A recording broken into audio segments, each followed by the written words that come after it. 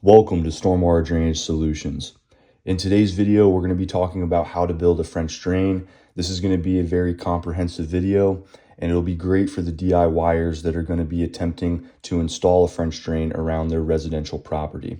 Now, there are a lot of different ways to build French drains, but in this particular video, we're going to be specifically discussing the burrito wrapped geotextile filter fabric method.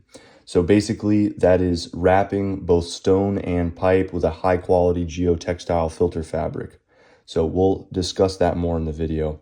But to give you some context about what's going on here is we're looking at a property with a catch basin system that was recently installed. Now, this client was told that the catch basins would dry out the yard, but that simply is not true. The only way to dry out a soggy yard was subsurface water. That's where water is getting trapped in a specific area. As you can see, when I push down on this ground, on this mud, do you see how the water comes to the surface? That's subsurface water that's trapped right below ground. Now, in some areas of this yard, you actually will be able to see the water that has formed on top of the ground because that's how much groundwater has built up. Now it is actually coming up out of the ground and it is forming a pool on top of the ground. As you can see here, here's a puddle and we have a lot of algae growing in this puddle. The grass is dying. This is what happens when groundwater gets stuck in an area and it cannot escape. It causes a host of issues, especially if it's around a foundation of a home. Now, this catch basin system that was recently installed, the client was told this would dry up the area.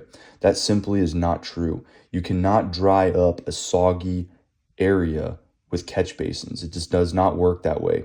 Catch basins are designed to pick up surface water, bulk surface water, water that is traveling along the ground, falls into those catch basins, and then a solid mainline pipe that is connected to those catch basins then removes that bulk surface water. Once the rain event has ended and that bulk surface water dies down and there is no more, what's left is the groundwater. And if the groundwater cannot penetrate through the ground and perk through it, usually due to a clay pan being under the ground, then the area is going to remain saturated and soggy. Those catch basins are no longer going to be able to dry that water up because that water cannot get into the basins, obviously. And it cannot get into the pipe as well because the pipe is not perforated. The pipe is a solid pipe. Even if that pipe was perforated, if you put a perforated pipe on a catch basin system and expect it to do both subsurface water collection and surface water collection like a French drain does, you're going to end up having problems in the long run.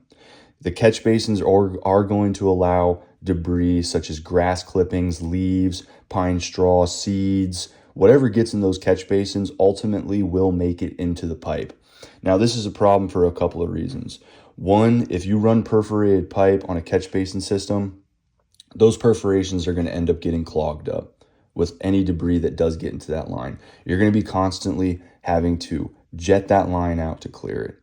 The other issue with running a catch basin system with perforated pipe, other than it getting the perforations clogged up, is once the rain event has ended and the water is now down to a trickle through the pipe, that entire perforated pipe essentially becomes a leach field. So now you're putting water back out into the ground instead of moving it through that pipe and getting it out of the ground, taking it to a discharge point.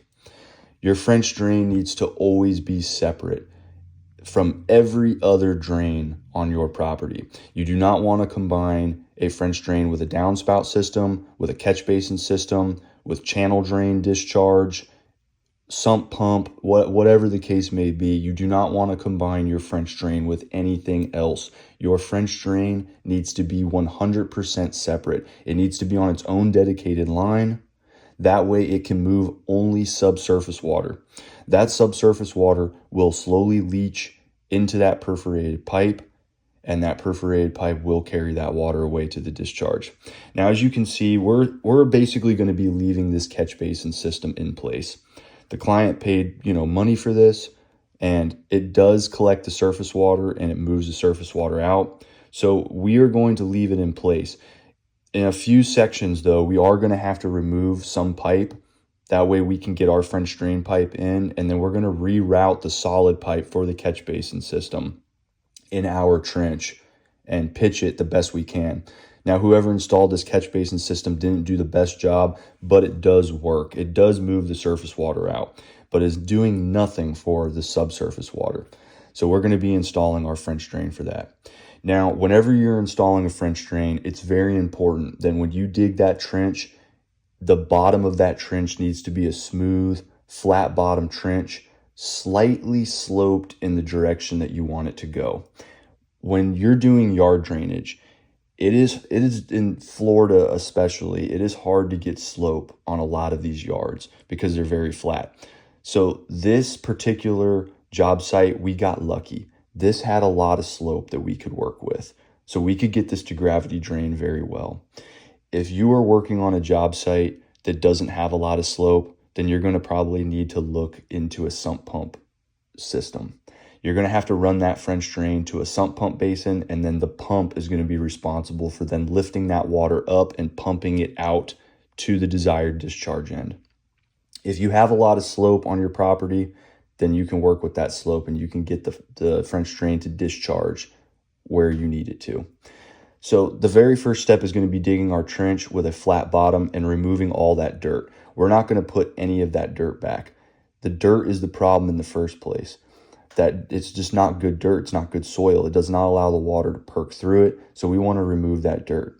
The next step is we're going to line the entire trench with a geotextile filter fabric, non-woven. That's very important. So the difference between non-woven and woven fabrics. Non-woven will allow water to pass through it. Woven fabrics, on the other hand, will not allow any water to pass through it. So you want to make sure you get a non-woven geotextile filter fabric. That is very important. Now, we're going to line this entire trench with our non-woven geotextile filter fabric because that is going to act as a soil separator. What will happen if you don't use this fabric is over time, the soil will eventually mix back in with your stone and it will clog all the voids in the stone. And ultimately, it will get to the pipe and it will start to clog the pipe. Now, as you can see here at the beginning of this run, we actually are putting what we call a blind inlet. So a small section of that is just going to be stone, and then our pipe is going to start.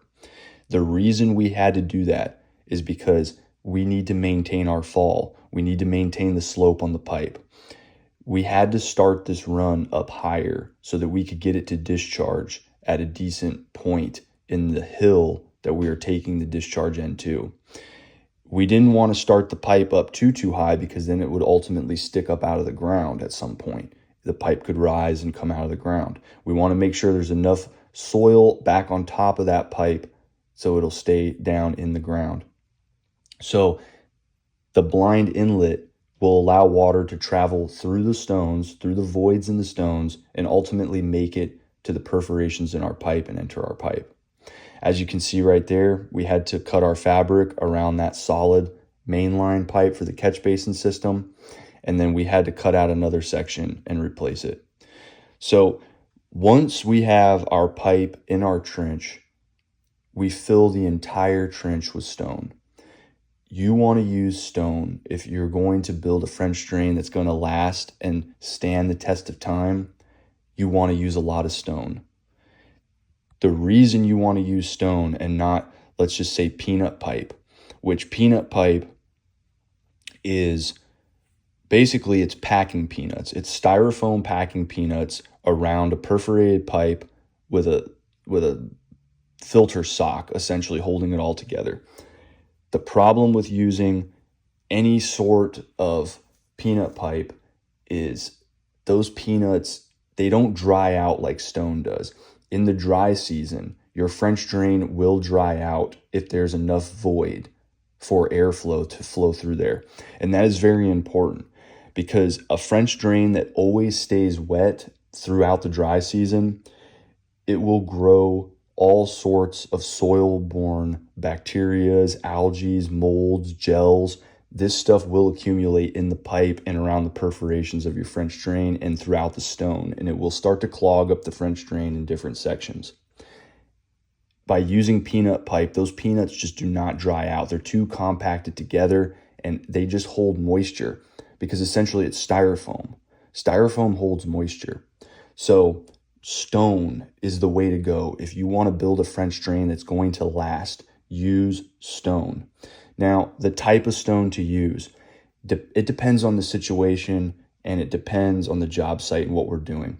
So if we were, let's just say, for example, if we're in an area that I know cars and trucks and vehicles are going to be driving over it, we would use a smaller granule stone, probably something around the size of 3/4 inch, because we want it to compact together a little bit more tighter. That way, when the vehicle drives over it, it can't push and puncture into the pipe or crush the pipe. Now, in a yard where I know that we're just going to have some lawnmower traffic and foot traffic, and there's not going to be any vehicles driving through it, then I'm going to use a larger stone, say roughly 1.5 to 2 inch stone is typically what we're going to use, because we want the bigger void so it helps to dry out the yard better. So there's more airflow through that system and ultimately more water flow through that system on heavy rain events. Now, another thing about French drains that people need to understand, French drains, they don't work like instantly. So while the rain event is happening, you're going to see pooling and flooding in the yard. But once that rain event has ended, that water now has a place to leach and seep into and escape from the yard. So the French drain dries the yard out, but you have to give it 24 to 48 hours for it to dry it out completely. Now, if there was no French drain in that yard that needed it, that water would never dry out. It would stay mushy and soggy for days to weeks on end. Here in Florida, we see some yards that never dry out. Even during the dry season, it kind of dries out, but you can tell there's still groundwater and subsurface water hanging out in those areas. Usually this is due to irrigation because we have to run the sprinklers here to keep the grass alive. So the water never really has a chance to fully dry out, even in the dry season, because the irrigations are supplying more water to the area. It's just that simple. And then we get a lot of rain year round, so that's going to supply water to the area. When you install a French drain in the low point of a yard, like we're doing right here, notice our French drain is running through every section of grass that's dead. These are all the low areas that are holding the most water, and it's not allowing that grass to take hold because it's causing root rot and killing the grass. Whenever you run a French drain, you want to make sure that you're putting that French drain through the low points in the yard. Water seeks its own level. Water is going to find those low points, whether there's dirt there or not. The water is going to travel there. Even underground, that water is going to find the low point. Your French drain needs to be ran through those low points to be its most effective, to dry out the yard the best. Basically, what happens is that French drain then becomes the new low point in the yard, and the water travels to that low point. Once it reaches the French drain, it comes in from the bottom and it rises in the pipe, and it enters the pipe through the many perforations in it. Now, we use the French Drain Man high octane corrugated pipe. It has slots 360 degrees around the entire pipe. We prefer using this pipe for our French drains over every other type of pipe because it has the biggest inlets in the industry. It allows the most water flow through it, and in the dry season, it allows the most airflow through it. That's why we use it. So once we have our French drain installed, we go ahead and we stitch up our fabric because we want to keep all the soil out, and we're going to add sand on top of this French drain. Now, the sand is meant for a couple of things. So the very first reason we're going to be adding the sand to the top is because we don't want to add any of the native soil that was here back on top because it was no good. Sand allows water to perk through it very nicely as long as you get the right type of sand. Play sand, if it's sand in a sandbox or beach sand, that sand is very granular, so it allows water to flow through it. So we're going to be putting the sand on top of our French drain to help the water get into it faster until the roots for the turf grass take hold. Now, that's another reason we use the sand is we put the sod directly on top of that sand, and then the roots to the turf grass can then grow into it, because the sand will also hold some moisture, but it will also allow the water to perk through it. So we get the benefits of both. Now, you want the turf grass to root into the top of the fabric. The reason for this is because over time, your French drain will take in surface water better and better and better as the years go on, because the roots will root in to the top of the geotextile fabric, and that will allow water to travel through the grass, down the grass roots, through capillary action, and enter into your French drain from the top. So now your French drain will be taking in water from the bottom, from the sides, and over time, from the top. That would be a well-established French drain after enough time has gone by, where the roots have really rooted into that fabric and created a good root mat for water to follow from the top down. If you enjoyed this video and gained some knowledge from watching it, give us a thumbs up. It really supports us. It supports the channel. It helps out what we do. We want to give back knowledge that we have learned and how to install drainage systems, so that the DIYer can have more confidence when they're tackling this project on their own. And that way our clients are educated and understand how these systems work, what goes into creating a system, and what to look for in a good yard drainage installer. That way they get the best system possible for the money. If you need exterior drainage, any type of storm drainage in the Tampa Bay area, whether it's residential or commercial, give Stormwater Drainage Solutions a call at 813-614-3456. We install everything from French drains to downspout systems, catch basin systems, channel drains, storm structures, storm pipe, you name it, we got you covered. Until next time, this is SWDS signing off.